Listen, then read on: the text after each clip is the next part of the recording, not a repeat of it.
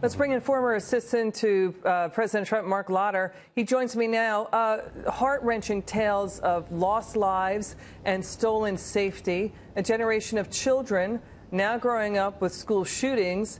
The students' voices, the parents' voices quavering with heartache. The reaction to this, sir, what's your reaction? I thought it was unprecedented what we watched there. We actually saw a cross-section of America having a discussion, including people who agree and disagree with some of the other points that were being made. The president heard all of their concerns. He promised action, and he's already taking action in certain areas, and he promised more ahead.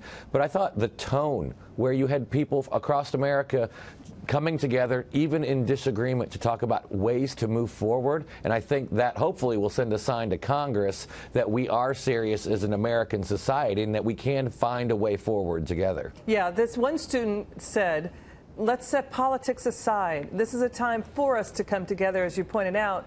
And here's one victim who says we need armed security guards. Let's listen. Law enforcement takes them 7 minutes, 8 minutes to get there. If a teacher or a security guard has a concealed license and a firearm on their waist, they're able to easily stop the situation. Or the bad guy, I'll put it that way, would not even go near the school knowing that someone can fight back against them. Also, I believe that is insanity that they would even open the gates up 20 minutes before school ends. They're supposed to protect us and the children. So in the future, we need more security.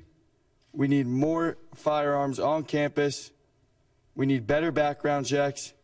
And we need to study more on mental health. Mark, your reaction? I think he identified many of the key issues right there. We do need to look at all of these aspects, and that's what you saw the president talking about today. First and foremost, we need an ability for law enforcement, for parents, teachers, and others to be able to identify folks who might be falling victim into this trap of evil and being able to go in and proactively either prevent them from obtaining a weapon or removing the weapon from their home if they're already in possession of that. And then we do need to look, the last line of security is that safety at schools. So if we can't stop it through other means, we need to make sure that our schools are safe so no parent should have to bury their son or daughter. Here's some reaction from more parents at this extraordinary, riveting White House meeting. Watch. If you can't stop it from happening, and with hundreds of millions of guns out there, I don't know if it'll ever be fully stopped, but the challenge becomes, once it starts, to end it as quickly as possible. And just, unfortunately, you can't wait 5 or 6 or 7 minutes. You know, Mark, the parents were saying, the students were saying, this is not a right or a left issue.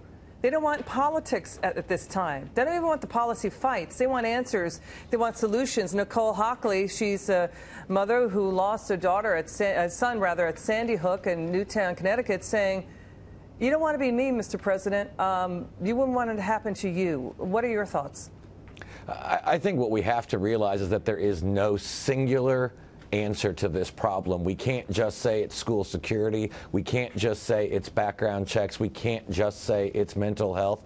It's all of the above and probably even more, which is what I thought was so remarkable about that meeting the president hosted today. It was a listening session, and you saw the president, the vice president, the secretary of education listening. They were listening to concerns of parents, of educators, people who have been affected outside of school, like some of the folks who spoke from the District of Columbia. And the needs of schools are much different, whether they are in suburban areas, urban areas, or even rural areas. And we need to have any kind of proposal has to have the flexibility to recognize the different threats that the schools face, the different challenges and stresses that those students face, and how we can respond appropriately. You know, they were fighting through the pain. They're fighting through the grief. And you know what they just did for the nation right now? That entire gathering was to give a sign of hope in this outrageous disgrace of what's going on with these school shootings. What's your thoughts there? We're going to go to the break, but I want your quick reaction to that. I think it does offer hope, and I hope that Congress, who's not in session right now, they're all home in their districts, got a chance to watch that. I hope that they listen to the tone. I hope that other folks who are very passionate on this issue also noticed the tone, that we can talk to one another, whether we agree or disagree on various aspects of the problem, but let's talk, let's listen to each other, and let's realize we can move forward together.